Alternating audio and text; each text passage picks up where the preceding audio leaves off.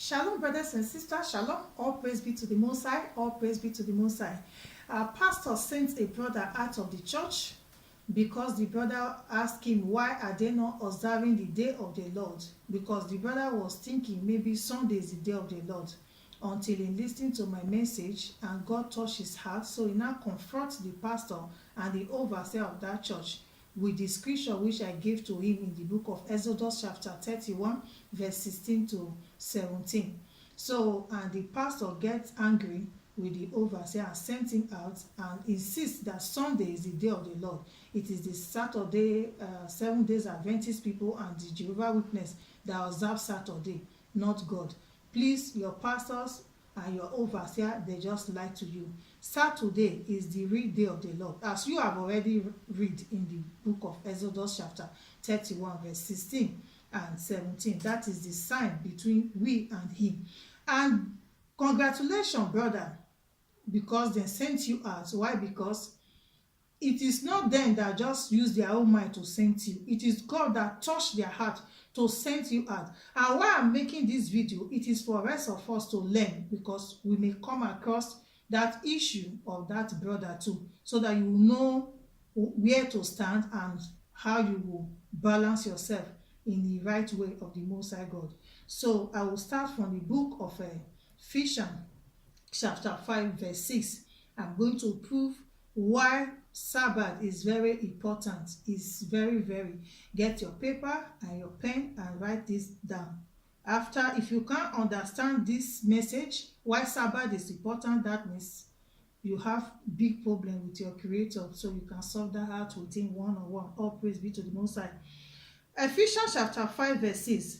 Let no one deceive you with empty words, for because of these things the wrath of God comes upon the sons of disobedience. Did you hear that? Let no one deceive you, brothers and sisters. Saturday is the day of the Lord, the Sabbath. We have to observe it. It is the day of his rest. It is the day of his rest. If you are not observing Sabbath, that means you are not resting with God. That means you are not in the same container with the Most High God who created heaven and earth. You are in the same container with the Constantine who give you Sunday. I will prove it to you further. I'm now in the book of Hebrews chapter 3. I will read from verse 16 to the end. Hebrews chapter 3 from verse 16. For who, having had rebelled, indeed was it not all who came out of Egypt, led by Moses, who are the rebellious people? Is it not we that God used our forefather, brought us out of the land of Egypt, we the people from West Africa, the true biblical Israelites? All praise be to the Most High. Verse 17. Now, with whom was he angry 40 years? Was it not with those who sinned, whose compass fell in the wilderness? With whom God were angry? Is it not the rebellious, the sinners among the Israelites, who sin against him, who do not obey his word? These are the people that the Most High God were angry with. Verse 18.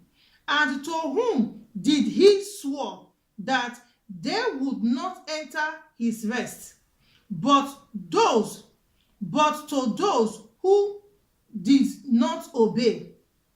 The people that God swore that they will not enter his rest, it was those who do not obey his commandments. It is those who are not obeying his word. Because of that, he swore that they will not enter his rest. His rest means his Sabbath. They will never observe it.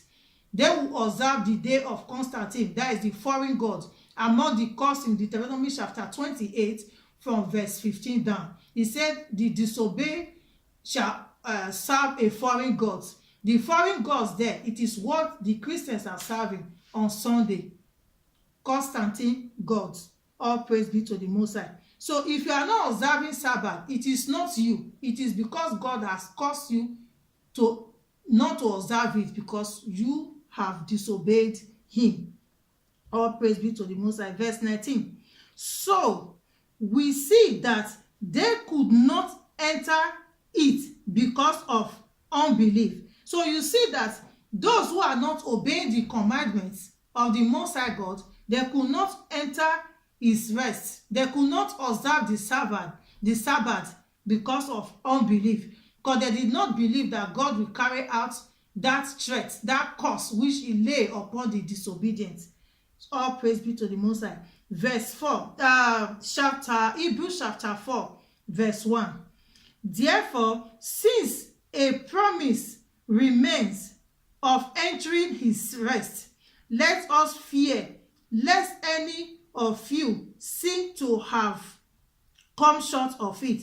Since we now see that there is a promise if we enter the rest, that since we now see that there is a promise if we keep the Sabbath, if we keep the commandments, so let us fear God now and keep his commandments and observe Sabbath, that is to enter that rest. That is the meaning, so that we will not fall short of his glory by not entering his Sabbath. If you are not observing Sabbath, that means you are falling short of the glory of God and you are outside his container. All praise be to the Most High. Verse 2. For indeed the gospel was preached to us as well as to them, but the word which they had did not profit them, not being mixed with faith in those who had it.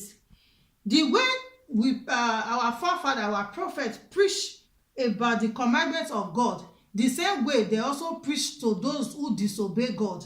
But because the preaching did not favor them, it did not profit them according to their own belief, so they did not accept it. So let us now accept. This is what the book of Hebrews is telling us. We that are this now, let us now accept his commandments and rest with him on the Sabbath day. Verse 3. For we who have believed do enter that rest. We who believe these scriptures now about keeping the commandments and observing Sabbath, the day of the Lord, we do keep it and we observe that Sabbath really.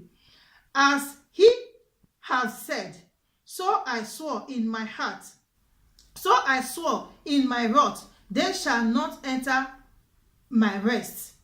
As he swore to the disobedient that they will never enter his rest, that is, he swore that the disobedient will never observe his Sabbath. His rest means Sabbath.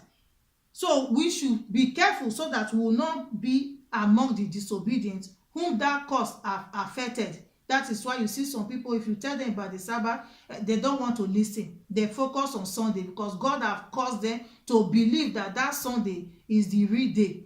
They are worshiping foreign gods. That you can get that among the curse in Deuteronomy chapter 28 from verse 15. So, the rest part of verse 3 in chapter 4. Although the works were finished from the foundation of the world, although not that God is making any work on a Sabbath day, he's not doing anything, he's not creating anything, he's only resting. And this is how we should rest. We are to go to the house of God, hear as our prophets read out the commandments, which is our pastors of these days, listen about the commandments and everything. He will remind us about it again, and we can do other things like visiting, doing good. If you have the good gift of healing, you can heal on Sabbath. These are the type of things you are allowed to do. You are not allowed to buy or sell or go to work on Sabbath day. All praise be to the Most High. Verse 4. For he has spoken in a certain place of the seventh day in this way, and God rested on the seventh day from all his work. You see, he said because he has put it as a law, he has spoken, he has put it as a law that on the seventh day he will rest. He rested because he has completed all his work, and that is the precept of that verse 4. And the book of Genesis now, chapter 2, I will read verse 2 and 3. And on the seventh day, God ended his work which he had done, and he rested on the seventh day from all his work which he had done. Verse 3. Then God blessed the seventh day and sanctified it, because in it, because in it he rested from all his work which he had created and made. So you see, brothers and sisters, why Sabbath is, why if you are not observing Sabbath, that means you are not in the rest with the Most High God. You are not in his container. All praise be to the Most High. So I'm back to the book of Hebrew now, chapter 4. I will read verse 11. Let us therefore be diligent